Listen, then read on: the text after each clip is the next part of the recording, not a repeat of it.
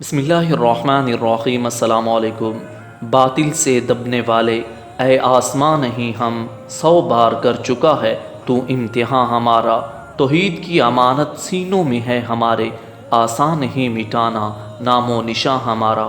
ناظرین، فرانس کے شہر پیرس میں دوبارہ چارلی ہیبڈو کے شائع کردہ گستاخانہ خاکوں پر دوبارہ ہنگامہ آرائی کا معاملہ دیکھنے میں آیا، جہاں ایک اسکول ٹیچر نے اپنی کلاس میں آقا علیہ الصلوۃ والسلام کی شان کے خلاف شائع کردہ کارٹون اور خاکوں کو دکھایا تو وہاں پر موجود ایک مسلمان نوجوان محمد عبداللہ، جس کا تعلق چچنیا سے تھا، اس نے حملہ کیا اور گستاخ استاد کو واصل جہنم کر دیا۔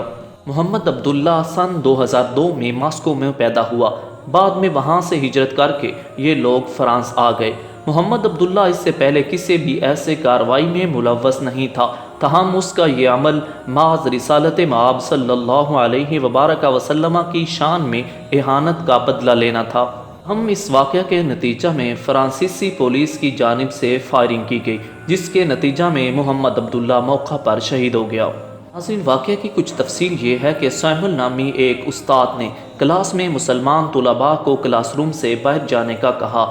اس کا مقصد یہ تھا کہ وہ کارٹون اور خاکے اپنے طلباء کو دکھائے، تاہم مسلمان طلباء نے باہر جانے سے انکار بھی کیا اور مسلمان بچوں کے والدین نے اسکول انتظامیہ سے اس بات کی شکایت بھی کی تھی۔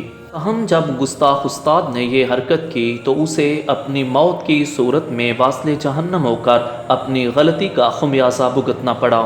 ناظرین، اس سے پہلے کہ جب چارلی ہیبڈو نے گستاخانہ خاکے شائع کیا تھے تو پاکستان سے تعلق رکھنے والے محمد ظہیر نے بھی ان پر حملہ کیا، اور جہاں پر چند ایک لوگ واصل جہنم ہوئے تھے، اور اسی کے نتیجہ میں انہوں نے دوبارہ خاکوں کی اشاعت کی۔ جہاں ایک اسکول میں نمائش کی گئی تو وہاں یہ واقعہ پیش آیا۔